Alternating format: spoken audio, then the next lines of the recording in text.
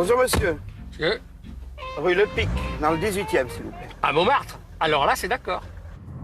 Je ne pourrai jamais vivre à la campagne. Rien de plus fastidieux que le cycle des saisons. Alors que dans une grande ville, il y a des surprises à chaque coin de rue. Monsieur Topor.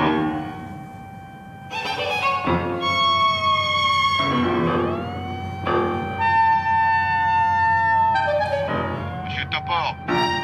Monsieur Topor, vous n'avez pas payé vos cotisations sociales.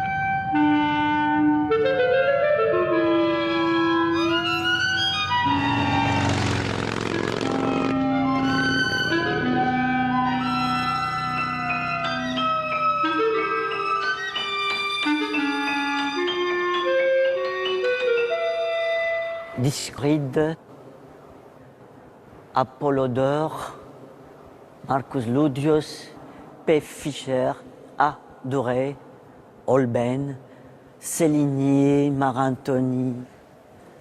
Il n'y a pas Topor en fait. Topor n'est pas là. Vous êtes professeur Non, je intervenant? dirige la bibliothèque. D'accord. Ça existe des documentations sur le Topor Bah, bien sûr. ici?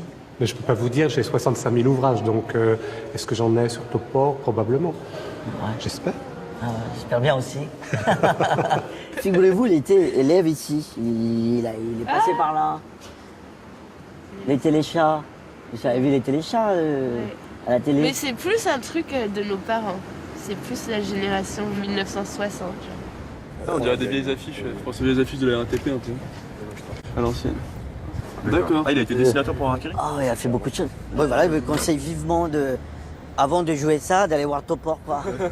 Franchement, ça peut changer toute la stratégie des jeux. Ouais, la vie quotidienne change. Vous, connaissez-vous Topor? Je suis un mortel, tout à fait ordinaire, en chair et en os, tandis que mes créatures sont nées de ma fantaisie. Elles ont une chair de papier, de l'encre en guise de sang, en guise d'os, l'os à ronger qu'on me jette pour me payer. Toute ressemblance entre elle et moi est purement fortuite. En bref, le petit monde de Topor. Un Parisien plutôt rigolo qui enchante Saint-Germain-des-Prés avec des œuvres élaborées dans son atelier du Faubourg Saint-Denis. Un endroit rêvé pour y faire des cauchemars.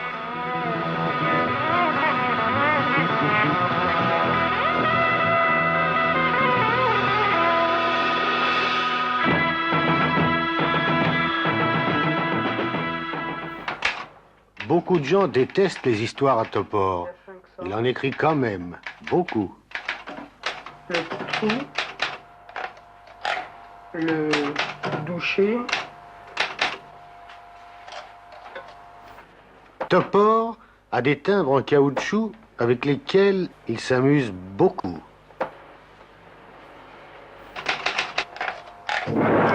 Topor s'intéresse aussi au cinéma.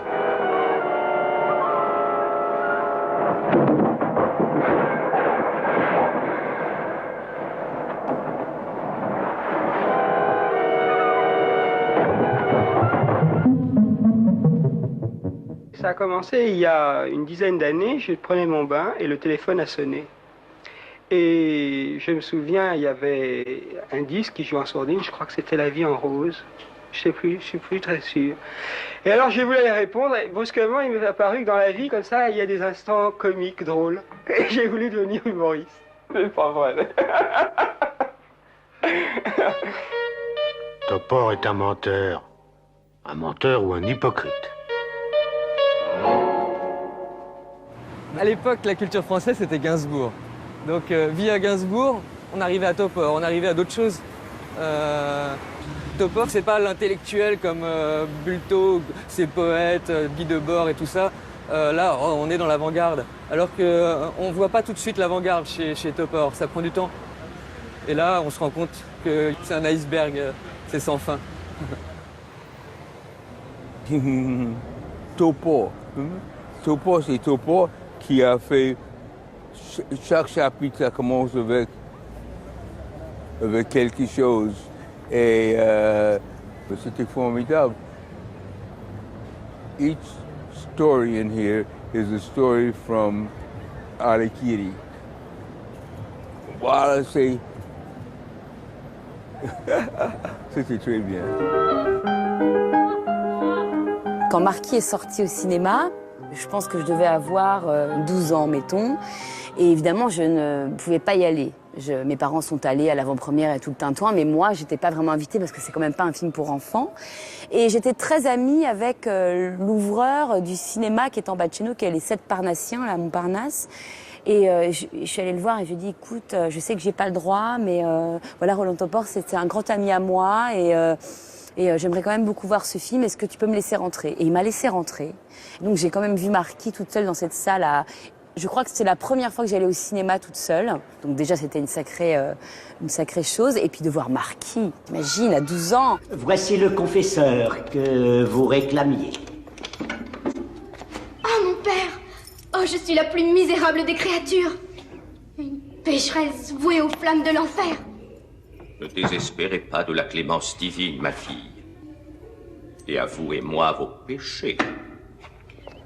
J'avais retiré mes vêtements, un par un, pour prendre un bain dans la rivière. Un instant. Il y a certains livres qu'on lit ou certaines choses qu'on voit ou certaines choses qu'on fait. Ça, le fait de voir Marquis m'a ouvert les yeux. C'est une petite plaquette de rien du tout chez Losfeld que j'ai trouvée quelque part, je ne sais pas plus où, et qui m'a bouleversé. C'est surtout un dessin que je me rappelle, c'est quelqu'un qui est assis sur un fourneau et qui se coupe une tranche de gigot de son propre truc. Ça, c'est un dessin que j'ai encore en tête. Tu sais, il y a encore aujourd'hui une grande barrière ou un mur entre les dessinateurs comiques et entre les artistes qui font des grandes expositions dans les musées. Les musées n'invitent pas un dessinateur comique à faire une exposition. Et moi, je disais, mais pourquoi vous invitez pas Topor? C'est un dessinateur comique, mais enfin comique, entre parenthèses. Et là, je l'ai peut-être un peu aidé parce que je trouvais que ces barrières n'existent pas. Il aurait voulu être aussi un artiste reconnu, mais il était plus connu que beaucoup d'artistes reconnus. Pourquoi peindre à l'huile la signature de Goya? Pourquoi? C'était la nuit, je me suis levé, j'avais besoin de le faire. Je l'ai fait. Et maintenant, j'espère qu'il y a quelqu'un qui va l'acheter. Roland, la première fois que je l'ai rencontré, c'était chez Arabal en 1969. J'étais un jeune metteur en scène et à cette époque-là, pour être reconnu jeune metteur en scène, il fallait monter une pièce d'Arabal. C'était obligé, c'était le passage obligé. Donc j'avais monté une pièce qui s'appelait Le lait de Barabbas et je dînais chez Arabal. Et à ce moment-là, il me dit, j'ai un ami qui va venir, c'est Roland Topor, que je connaissais de nom par son intervention dans Harakiri, mais je ne le connaissais pas. Et Roland est arrivé et a dit, oh là là, je vais très mal, j'ai l'impression que j'ai du pu dans le cerveau. Et là, j'étais en train de manger, j'ai pas pu manger. C'est-à-dire, cette image m'a absolument coupé l'appétit. Je me dis, il faut que je sorte, c'est trop violent, c'est trop fort, je peux pas le voir. Et puis, il a éclaté de rire. Et ce rire qui brisait toutes les angoisses, toutes les peurs, toutes les appréhensions, j'ai enchaîné avec lui, je l'ai rencontré pour la première fois là et on a sympathisé. On lui donnait du monde une représentation qui bien sûr était la sienne, mais qui n'était pas une représentation aimable ni à aimer, ni aimable, ni jolie, ni séduisante. C'était aussi le monde tel qu'il le voyait. Je suis né à l'hôpital Saint-Louis, proche du canal Saint-Martin, en 1938. Aussitôt, j'ai pris la fuite avec tous les flics aux fesses, allemands, nazis, SS. Les Français, cousins germains, leur filaient un coup de main dans le nord du Maréchal pour la solution finale. Bref, je me suis retrouvé en Savoie, chez les Suavets, caché près de Sainte-Fange, en attendant que ça change. Je n'avais qu'un seul souci, c'était de rester en vie. Après la libération, j'avais encore l'obsession d'arriver jusqu'à 10 ans. Ensuite, il serait toujours temps de réclamer un peu plus si j'échappais au virus. Cette période historique m'a insufflé la panique. Le dégoût de la foule et des gourous, de l'ennui, du sacré, de la poésie sucrée, Du moisi d'épices froids, des univers à l'étroit, des staliniens, des bouddhistes, des musulmans intégristes et de tous ceux dont l'idéal nie ma nature animale. À se nourrir de sornettes, on devient pire que bête. Je veux que mon existence soit une suprême offense à tous ces vautours qui s'impatientent depuis les années 40, en illustrant sans complexe le sang, la merde et le sexe. En fait, t'es venu à Paris en 1929. Non, 30. 30, parce que tu as eu la chance d'avoir un second prix. Oui. Tu aurais un premier prix de sculpture aux Beaux-Arts. Tu aurais eu de l'argent, tu l'aurais claqué. Évidemment. Le second prix, tu as demandé un passeport. Tu ne pouvais pas avoir d'argent. J'ai demandé un passeport pour aller à qui représentait beaucoup d'argent. Oui, dans le temps, je te dis, les passeports étaient tellement chers que des jeunes qui n'étaient pas riches ne pouvaient pas penser à aller à l'étranger. Donc, tu es arrivé, tu as claqué l'argent, tu as commencé à travailler, tu étais à Lunéville pour travailler dans l'usine Dietrich, là, dans les wagons. Oui, et que j'ai travaillé très bien. Il y avait la concierge qui était une salope aussi, Madame Nonclair, hein. La vieille qui aimait les chats. Oui, mais elle était idiote, Victor. Plus qu'idiote, elle les dénonçait un petit peu, les trucs comme ça. Bon, et toi, tu n'étais pas là parce que toi, tu Non, moi j'étais déjà caché dans l'atelier. Parce que tu étais sorti, évadé du camp, de Pithiviers. J'étais évadé du camp, de Pithiviers. Le camp, c'est parce que tu as été te déclarer comme juif au commissariat. Non, non, j'ai reçu une convocation de la préfecture. Comme je n'ai rien à reprocher vers les Français, j'étais allé à la préfecture. C'est à moi qu'il faut parler. Oui, comme j'étais allé à la préfecture, ils ont dit, demain matin, tu viendras Ils arrivent. Voilà. C'est très sérieux. Allez, viens voir la cave.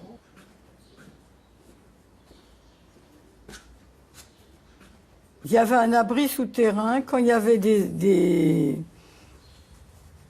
avions qui venaient, enfin, comment on appelle ça, des bombardements. Pas des bombardements, des alertes. Des alertes, voilà, oui. Le mot alerte. Quand il y avait des alertes, on descendait tous dans la cave. Et on se retrouvait, les voisins, dans la cave. C'était moche. Allez, avancez. Bon, s'il y a des étés, on n'y va pas. Hein. Avancez dans l'obscur de l'histoire. Non, mais ça va, c'est bon. Moi, ça me dit rien. Oui, ben, je vous comprends. Nous habitions au 2e étage. Mon père s'était échappé du camp de concentration de Pithiviers. Notre maman nous disait bien, vous ne direz pas que vous avez vu votre papa parce que ça pourrait être très grave pour lui. Parce qu'on le voyait quand même, mais clandestinement. Mais c'était la propriétaire de l'époque qui essayait de nous tirer les vers du nez.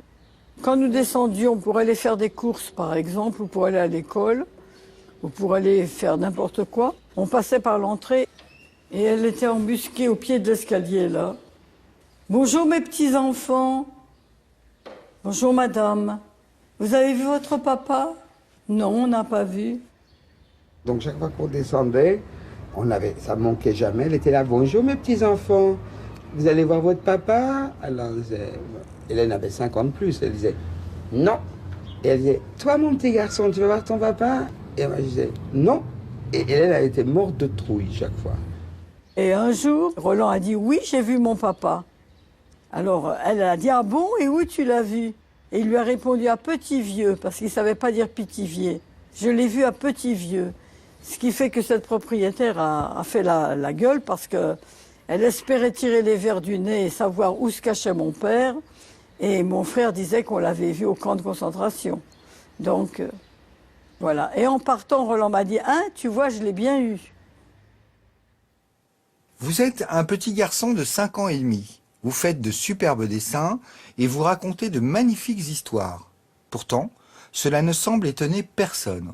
Ce qui amène bien sûr à ma première question. Qu'est-ce qui est le plus important pour vous? Écrire ou dessiner? Écrire. Quel genre littéraire préférez-vous? Le roman. Pouvez-vous nous raconter brièvement l'intrigue de votre dernier livre, L'ombre chinoise? Oui, c'est l'histoire d'un Chinois. Il n'a pas d'argent. Il en cherche partout, mais il n'en trouve jamais. Alors il va à la banque et il se cache. La nuit, pendant que le banquier dort, il vole l'argent. Le matin, quand le banquier se réveille, il n'est pas content. Mais le Chinois revient par derrière et l'assomme pour qu'il n'appelle pas la police. Voilà, c'est fini. On est ici au lycée Jacques Decour où j'ai passé tout mon secondaire. J'ai eu des relations très amicales avec Roland Topor.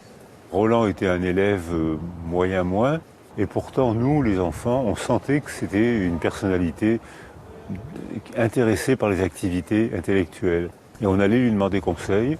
On allait dans la cour des modernes pour parler avec lui, et on parlait de démocratie, on parlait de choses un peu de la guerre du Vietnam, on parlait de choses tout à fait importantes. Et Roland Topor était notre leader intellectuel. Envisagez-vous plus tard de vous engager dans une carrière politique? Non, je n'aime pas les policiers. Est-ce que vous vous sentez français? Non, je me sens américain. Mais vous vivez à Paris, vous vous déguisez parfois?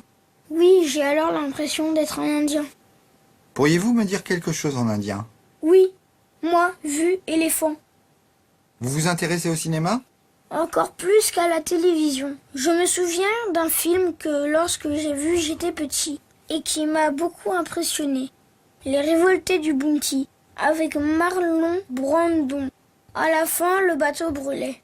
Merci d'avoir bien voulu répondre avec une telle sincérité et une telle gentillesse à mes questions. J'espère que ces entretiens n'auront pas été inutiles et qu'ils auront permis, sinon de vous comprendre, du moins de vous aimer. C'était un lycée d'enfants de pauvres qui arrivaient par la gare du Nord ou qui habitaient dans les quartiers vers Barbès, Pigalle.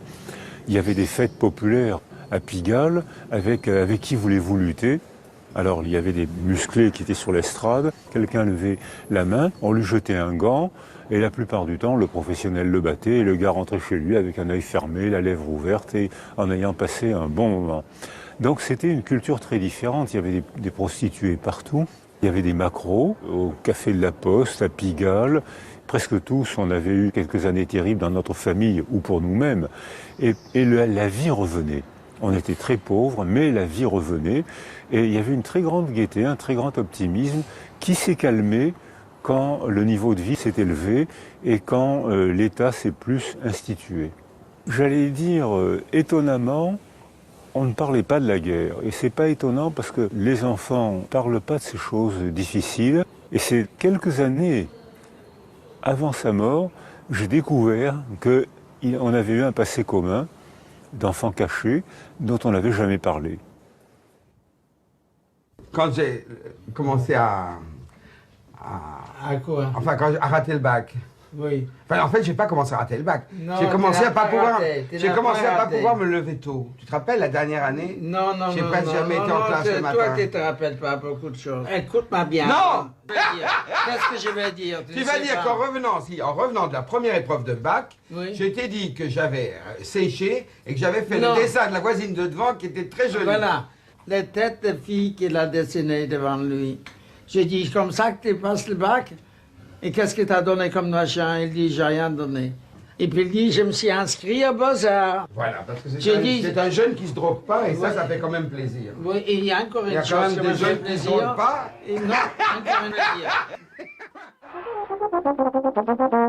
Ça, c'est ma maman. Ça, c'est mon papa. Et ça, c'est moi. Tu te souviens de ton premier dessin publié? Oui, c'était dans Bizarre. C'était deux types côte à côte à une table. Il y en avait un qui était écroulé, il était assommé, il y avait une pierre à côté de lui, puis à côté de lui, il y en avait un autre qui attendait, l'air impassible, avec une pierre qui lui tombait sur la tête. Et ton dessin a été publié du premier coup? Oui. Tu l'as envoyé à Pauvert et il l'a publié? Oui, j'étais très content, sauf que c'était gratuit. C'est beaucoup plus facile de publier un dessin et pas que de toucher de l'argent avec ce même dessin. Quand tu as commencé à dessiner, tu avais quand même quelques références? Non, il y a beaucoup de chance parce que j'essayais de faire des trucs et j'y arrivais pas. Alors c'est ça l'originalité. Quel truc? Quand tu commences à dessiner, tu essayes automatiquement d'être Léonard Vinci, d'être machin, ou Picasso, etc. Et puis, la différence, c'est toi. Tu t'en es aperçu très vite de cette différence? Oui, je crois qu'elle est minime. Premier dessin, j'avais 20 ans. J'en ai publié un deuxième, et puis un troisième. Et puis il y a Jacques Sternberg qui aimait bien mes dessins, qui en casait chaque fois qu'il pouvait, un peu ici ou là. Il m'a pris dans le ruisseau.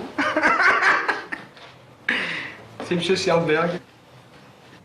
Je ne suis absolument pas le découvreur de Topor. J'ai simplement été voir des dessins qui étaient chez Jean-Jacques Pauvert un jour. Et je suis peut-être, disons, un des premiers admirateurs de Topor. Mais découvreur, pas du tout. Ça, je n'ai jamais découvert personne.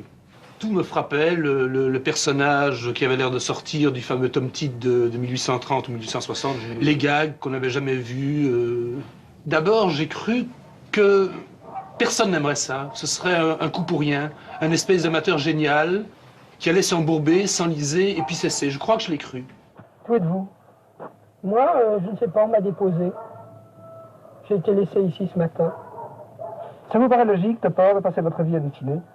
Je ne sais pas du tout. Je fais ça parce que je ne peux pas faire autre chose. Je suis un incapable. Qui essayez-vous d'imiter? Marlowe. Mais il se fait qu'il avait ça dans les tripes et qu'il était probablement très travailleur aussi. Est-ce que dans la vie, Topor ressemble à ses dessins? Vous savez, j'aime pas beaucoup cette question, gluée dans la métaphysique. Le lapin de Montmartre, Lucien Unterreiner, est arrêté. On le soupçonne d'un cambriolage à Asnières et un meurtre à Courbevoie.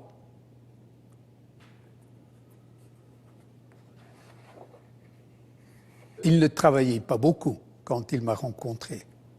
C'est tout au début des années 60. J'étais directeur artistique au journal Elle et les gens ont vu dans le magazine que ça changeait. Donc les jeunes photographes et les jeunes dessinateurs sont passés avec leurs dossiers. À Elle, ils étaient très très bien payés. Donc pas seulement ils aimaient la liberté avec laquelle je les laissais faire, mais il y avait sûrement aussi un intérêt financier. Topor, à partir du tout premier dessin de 1960, il était Topor. Et on savait ce qu'on pouvait lui demander et on savait ce qu'on obtenait. Vous voyez, c'était une valeur sûre. Lui, il aimait s'attaquer à n'importe quoi, aussi bien illustrer des nouvelles que des fiches de cuisine. Et en une nuit, il faisait une illustration pour le lendemain matin. J'avais pas beaucoup de collaborateurs comme ça. Le valet Silo installa à Neuilly, chez son maître absent, une femme amusante, puis disparut, emportant tout sauf elle. Et puis, je crois, il aimait la commande, évidemment pour la détourner. Mais n'empêche, le fait de le faire travailler pour un journal comme Elle, qui tirait à l'époque 1 million d'exemplaires, ou de le faire travailler pour des livres de santé qui exigeaient un certain sérieux, ça le sortait de ces journaux humoristiques et satiriques.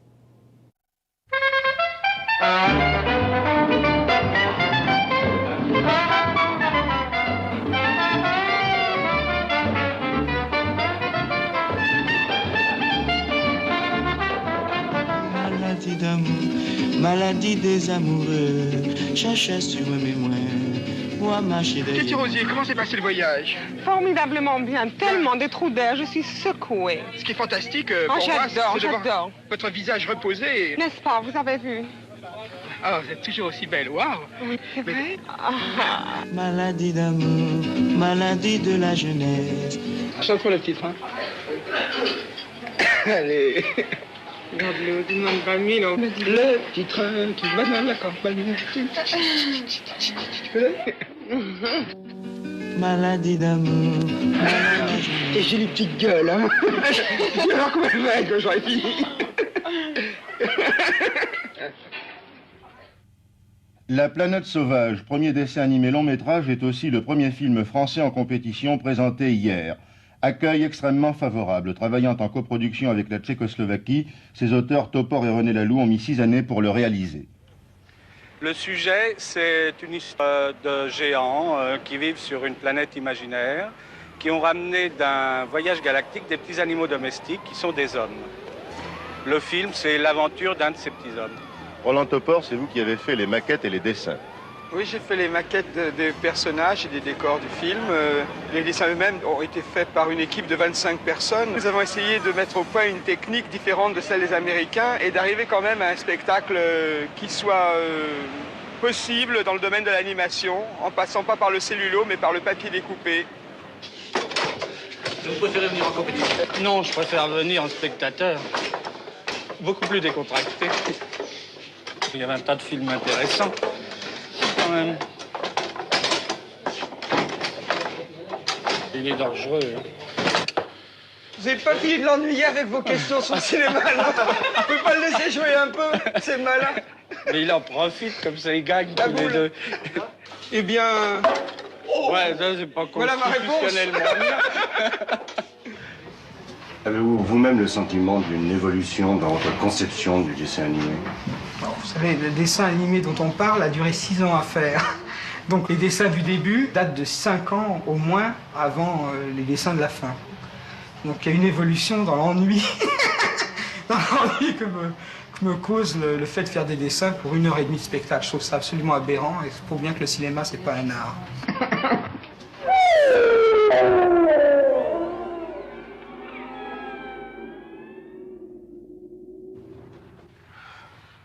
Arabal, comment avez-vous connu Topor? Je l'ai connu en 1961 à Paris. Mais je voudrais d'abord protester énergiquement contre le principe de cette émission. Parce que Topor est un génie. La télévision nous avait habitués à ne présenter que des médiocres. Et on est presque riche maintenant. Si on commence à faire des émissions sur Topor, qu'est-ce qui va rester pour les médiocres? Topor Arabal, c'est une amitié? Topor n'est pas un ami, et c'est un stimulant. Je me souviendrai toujours en 1963, lorsqu'on était pour la première fois au groupe surréaliste, il est arrivé avec un journal dans lequel il avait fait un trou, il s'est caché parce qu'il ne voulait pas être au groupe surréaliste, et il a causé un très grand père. Alors, à partir de ce moment-là, nous avons décidé de créer le Panique. Qu'est-ce que c'est Panique? C'est un art de vivre, une manière d'être.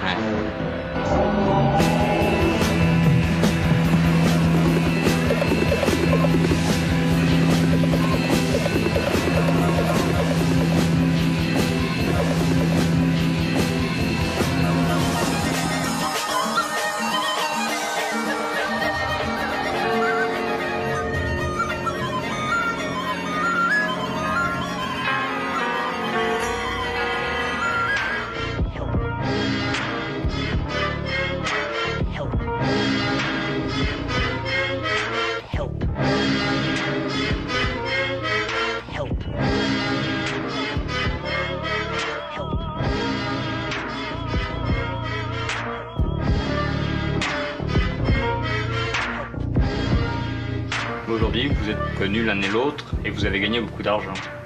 Oui, on s'est acheté un tandem. On a tout ce qu'il faut. On ne peut pas se plaindre, oui. J'ai tout de suite compris qu'il ne m'appartenait pas, qu'il appartenait à tout le monde et qu'il fallait partager, quoi. Il fallait partager avec ses amis, les gens qui étaient autour de nous. Et donc, on n'aurait pas beaucoup de tête-à-tête. Et c'est vrai que par moments, j'aurais aimé être un peu plus avec lui, seul. Mais bon, on faisait partie d'une troupe, comme une troupe de théâtre, où on fait tout ensemble. C'était pas comme une star ou une starlette, c'était plus profond que ça. Je pense qu'il réunissait des gens qui étaient orphelins déjà de nature. Tout ça était très très joyeux. Hein. Il passait d'un truc à l'autre. On lui donnait de l'argent pour faire ce qu'il voulait. Il a fait des trucs incroyables à Bologne aussi. Il a installé des fausses cabines téléphoniques. Il y avait un enregistrement avec des petites histoires d'amour. C'était très, très, très amusant. Et nous, on regardait et on attendait que quelqu'un rentre dans la cabine. On était planqués. Il avait fait Casanova avec Fellini. C'était important pour les gens, comme c'était important qu'il ait écrit Le Locataire et que Polanski l'ait mis en scène. Il était souvent invité à la télé. C'était une période pour lui extraordinaire. C'était sa plus belle période, je pense. Ce qui est assez drôle, c'est que rapport au marché de l'œuvre d'art, qui est pas mal non plus dans le genre, oui, c'est bien. Celui de la bande dessinée, ou simplement même du dessin, est considéré vraiment comme un sous-produit culturel, quoi. Non, mais c'est-à-dire qu'un dessin, en fait, représente un placement d'argent moins grand. Parce qu'il ne faut pas oublier que l'artiste fabrique des billets de banque. Donc il fabrique des billets de banque ou des pièces de monnaie. Moi, je fabrique des pièces de monnaie, les grands artistes fabriquent des gros billets de banque. Donc, je voudrais changer et faire des billets de banque, parce que finalement, il y a intérêt. Mais d'un autre côté, c'est un peu dégoûtant. Donc, je suis en face d'un déchirant problème moral, et j'ai pas encore pris de décision à cet égard.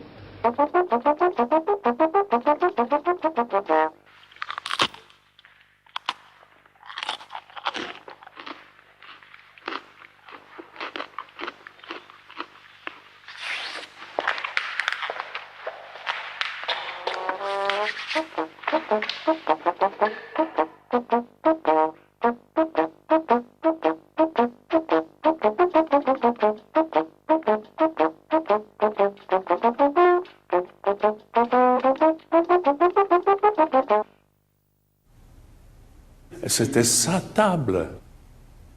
Je lui ai demandé, je peux venir et faire ta table, que j'appelle palette, parce que c'est sa palette, tu vois. Alors il a dit, oui, oui, viens, quand tu veux. Alors tout ça, c'était vrai. Ça, j'ai ajouté, ça visiblement aussi. Ça, j'ai mis dessus. Ça, je me rappelle. C'était sur un canapé ou quelque part. Et je lui ai dit, oh, ça serait formidable, donne-moi ça. Je le mets aussi. Il m'a dit, oui, prends-le.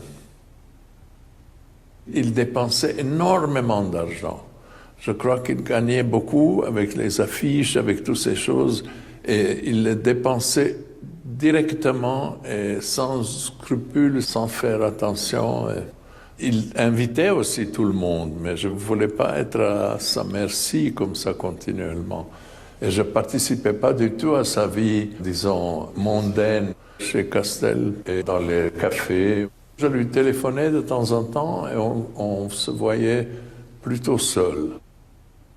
On pleurait beaucoup devant des films. On n'osait pas se regarder parce qu'on éclatait en sanglots.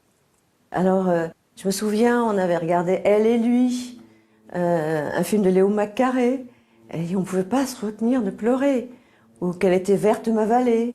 Donc les hommes qui pleurent, je trouve ça charmant. Je voyais rien de mal à tout ça. Et puis il y avait cette gaieté quand même. On convoquait les gens à 9h du matin pour un petit déjeuner.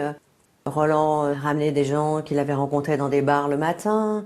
Et donc moi j'arrivais en pyjama ou en chemise de nuit. Et lui il arrivait avec des gens, des moustachus, des gens qui travaillaient dans les assurances, des gens qui venaient de partout, puisqu'il les rencontrait dans les bars.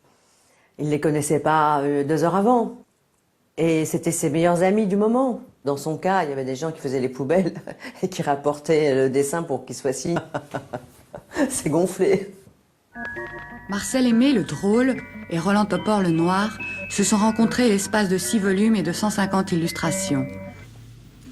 Dans les illustrations de votre livre, il y a tantôt des choses extrêmement poétiques et naïves et tantôt des choses un petit peu horribles.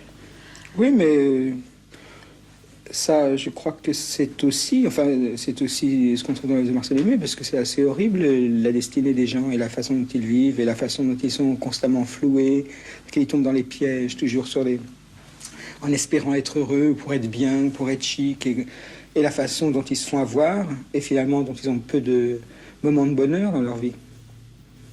C'est les images que la lecture de Marcel Aimé en fait naître. Quand je lis pas Marcel Aimé, je plonge en moi. Et peut-être que c'est pire, peut-être qu'il y a moins de joie de vivre, parce que finalement, je trouve qu'il y a beaucoup de joie de vivre dans Marcel Aimé. C'est pas du tout optimiste, c'est pas du tout gai, mais c'est proche de la terre et de la vie. Tu veux?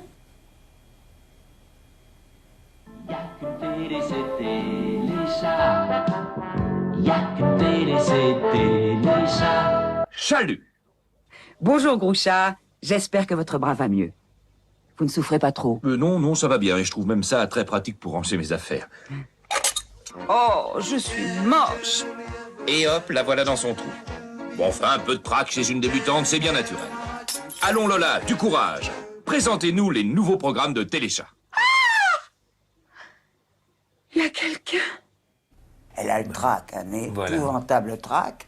Et alors, chaque fois qu'elle a le trac, elle plonge sa tête dans le trou.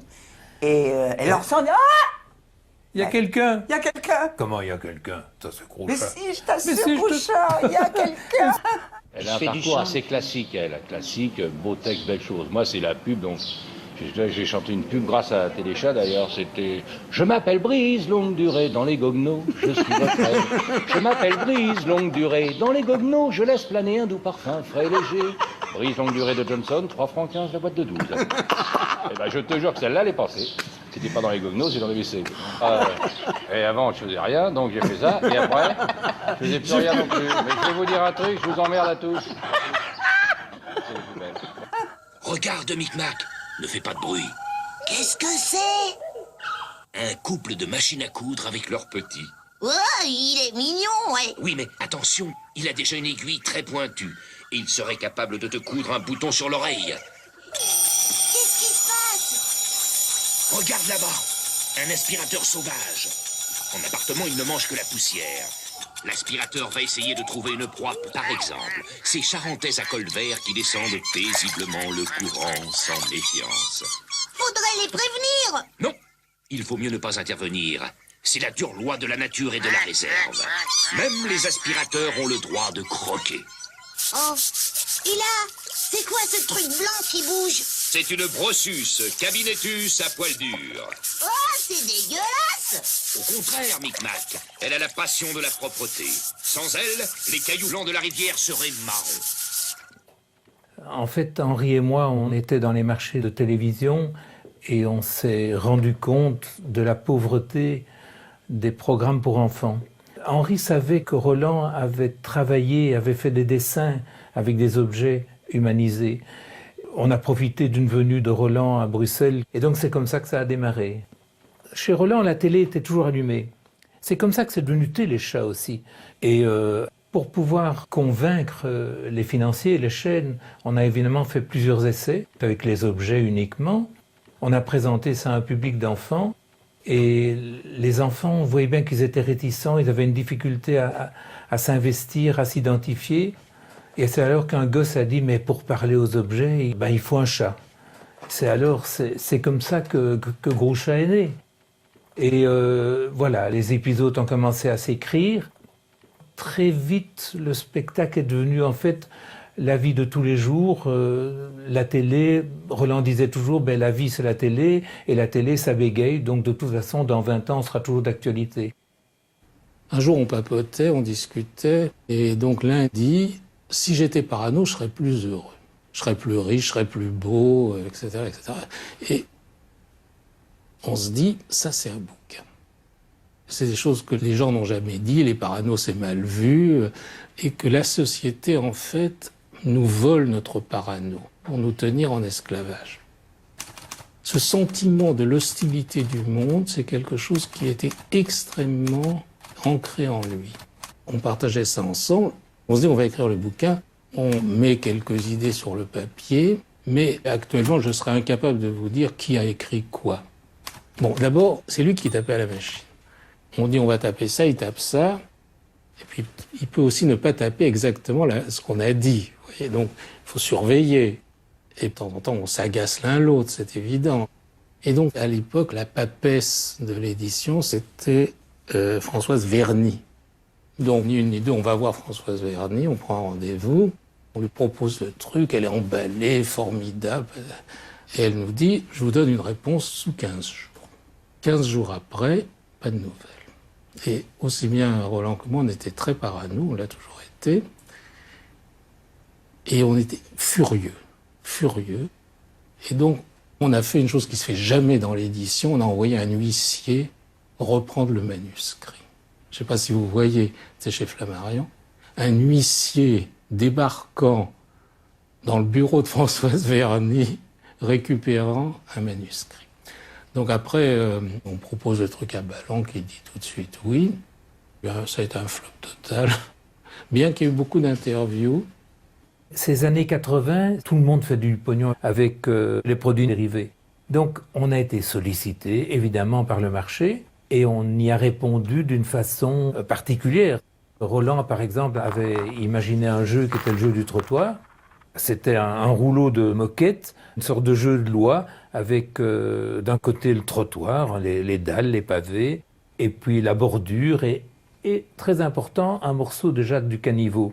On avançait en sautant comme le jeu de Marelle, mais évidemment l'intérêt c'est qu'il y avait des obstacles, et c'est ces obstacles que le service commercial n'aimait pas beaucoup. Il y avait une jambe de prostituée, il y avait un étron humain, il y avait un caca de chien, il y avait des détritus, un sac poubelle éventré, voilà. Le service commercial a dit « Monsieur, tout à fait impossible ». Et donc ça s'est pas fait. Bon, à partir des années 80, ça a beaucoup changé. C'était les débuts de Beaubourg. C'était moins le monde des galeries, c'est plus le monde des musées, des fracs, des dracs, la FIAC, le monde de l'art, le marché de l'art. Il a vu ses amis qui peinaient beaucoup plus que lui devenir riches, avoir des achats des musées, Il rentrait dans le merveilleux monde du marché de l'art. Et puis Roland, lui, il était à part. Ça le faisait un peu souffrir d'ailleurs. Alors qu'il voyait ses autres copains, artistes plus ou moins conceptuels, mais il disait, lui, il fait un roulé de cerises sur du papier, et il est exposé, il est acheté par les musées, et moi, je dois faire une hachure. Et je me souviendrai toujours, le jour où on s'est séparés, il devait rendre un dessin le lendemain, et on pleurait, et il fallait qu'il termine, hachure. À peine ai-je tracé quelques lignes sur le papier, ébauché tel personnage, que la journée est déjà écoulée. Un geste trop brusque a fait cracher la plume. Une tache d'encre est tombée à quelques millimètres du cochon. Alors je gratte, je gomme, on verra bien. Oh non, le dessin est gris, d'une fadeur désespérante, c'est consternant. Je crève d'envie d'aller me coucher, mais je sais que c'est impossible. Le dessin sur lequel je m'acharne depuis 28 heures me paraît toujours aussi blanc. Que sont devenus les milliers de hachures parsemées avec une obstination maniaque sur la surface du papier? L'œuvre se terre sous les fibres de la feuille et la pointe de ma plume ne parvient pas à la débusquer. Le miroir est fixé au mur. Je demeure stupide devant ce miroir. Tous ces traits, ces milliers de traits, je les retrouve sur mon visage transformé en rides.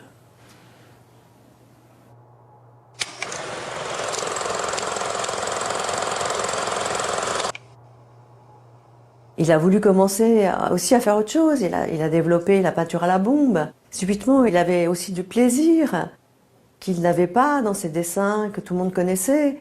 Le plaisir du geste, de l'immédiateté. Et puis, ils étaient très beaux. Et puis, il commençait à faire des dessins beaucoup plus grands. Après, il a fait des choses plus conceptuelles, avec du néon.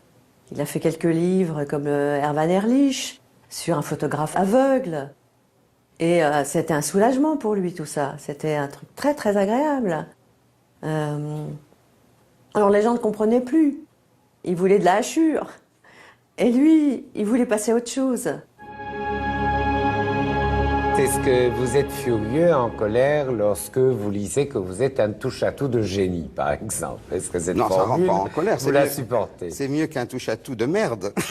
Un touche-à-tout de génie. Non, mais finalement, si je cherche un peu ce que je fais, je suis pas un touche-à-tout, je suis en fait un travailleur du papier. Parce que j'écris et je dessine. Donc, tout ça part du papier. Mais c'est pas tellement étonnant. On s'étonne qu'on fasse des choses différentes sur du papier, mais n'importe quel enfant fait ça. Il fait des maths, de la géographie, de l'histoire, sur du papier, il fait son... Donc, je crois simplement que j'ai, par chance, préservé un peu la possibilité d'avoir des patrons multiples. Alors, j'ai lu une phrase que Fellini a écrite sur vous, et j'aimerais savoir si vous pensez qu'il avait raison. Il dit, voilà, je vais vous la lire. Topor a créé un autre monde, un monde diabolique, né du mépris d'une autre. Évidemment, là, il parlait de vos dessins. Oui, ça serait... ce serait pas tellement du mépris, mais disons ce qu'il veut dire, je pense, c'est que je me suis désintéressé de celui-là par trouille, certainement, pour en construire un que je domine plus facilement. Disons que chaque fois qu'il y a un régime autoritaire, violent, brutal, une idéologie qui prétend réduire la vie à sa compréhension de la vie, alors on dit on va changer l'homme, on va enlever la part animale de l'homme et on aura un homme nouveau, un homme formidable, extraordinaire, débarrassé de toute sa part animale. Et en fait, l'expérience prouve qu'on en fait des bêtes, pour pas dire des robots, mais disons un corps mutilé qui se réduirait au cerveau. Enfin, moi, je crois qu'un corps est aussi riche de force à l'intérieur qu'une société. Et une des centrales les plus puissantes, c'est le sexe. Et chaque fois qu'on essaye de se débarrasser du sexe, on commet un crime contre l'humanité. Je l'ai rencontré quand j'ai écrit un article sur le locataire chimérique. À l'époque, j'étais journaliste à Candide. Personne n'écrivait sur ce livre-là. J'ai écrit le papier, j'ai fait un portrait. Et surtout, il y a une après-midi extraordinaire dans l'appartement qu'il habitait, qui lui ressemblait d'ailleurs, qui était son prolongement, Faubourg Saint-Denis. Et les sculptures, les tableaux, le désordre, enfin tout. L'odeur de tabac, qui était à l'image d'ailleurs de l'appartement décrit dans le livre. On s'est trouvé d'accord sur tous les auteurs qu'on aimait.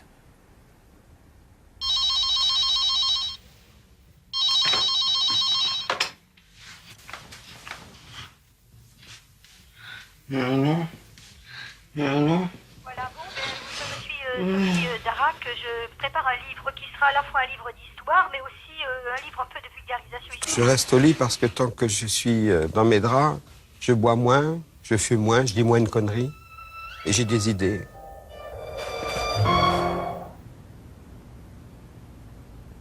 Trelkowski veilla à ne fournir aucun sujet de mécontentement. La radio était toujours au minimum de puissance, et à 10 heures du soir, il se mettait au lit pour lire. Dorénavant, il descendait l'escalier le front haut. Il était un locataire à part entière, ou presque, car il sentait malgré tout qu'on ne lui pardonnait pas l'incident regrettable de la fête. Bien que ce fût plutôt rare, il lui arrivait de croiser des gens dans l'escalier. Naturellement, il ne pouvait pas savoir s'il s'agissait d'authentiques voisins, ou bien de parents, de voisins, ou d'amis en visite, ou tout simplement de représentants vendant au porte-à-porte. Mais pour ne pas risquer de passer pour impoli, il préférait dire bonjour à tout le monde. Quand il en portait un, il ôtait son chapeau et s'inclinait légèrement en disant, selon le cas, « Bonjour monsieur » ou « Bonjour madame ». Quand il ne portait pas de chapeau, il ébauchait néanmoins le geste de l'enlever. Il abandonnait toujours la rampe à la personne qu'il croisait et jetait du plus loin qu'il l'apercevait avec un large sourire « Faites monsieur » ou « Faites madame ». De même, il ne manquait jamais de saluer la concierge qui avait, du reste, l'habitude de le regarder franchement, sans manifester pour cela le moindre signe de reconnaissance. Elle regardait ainsi, curieusement, le visage de son locataire comme si c'était chaque fois une surprise pour elle de l'apercevoir. Ivre mort, je marche la nuit dans Paris. Pourquoi la nuit et Paris se sont-ils évaporés? Un verre de gin, un verre offert, un verre de fine, un verre pas cher. Ivre mort, je vomis contre le mur d'une église. Où est l'ivrogne qui a vomi cette église? Verre de champagne ou de mousseux, fait en Espagne, un verre crasseux. Ivre mort, je dépouille mon courrier. Dans quelle enveloppe vais-je me moucher? Un verre, encore un verre, verre de Calva, verre de Sancerre. Ivre mort, je m'endors au milieu d'un terrain vague. Où commence et où finit mon lit? Vert opaline ou blanc cassé, un verre d'urine, couleur de thé.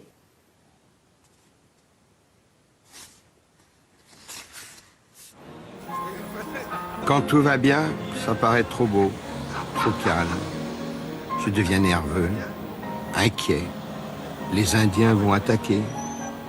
Je cherche le ver dans le fruit. Pourquoi ces mains tendues, ces baisers sur les deux joues, ces mots gentils, ces sourires? Roland a fait beaucoup de dessins qui fait que les choses s'envolent. des cheveux, des traits, des personnages qui se dissipent.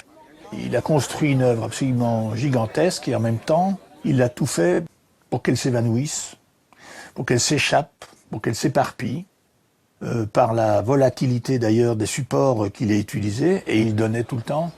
Quand il a disparu, il y avait dans les musées français, notamment au Centre Pompidou, même pas 5 œuvres de Roland Topor, dont 2 affiches, une litho et peut-être un dessin original.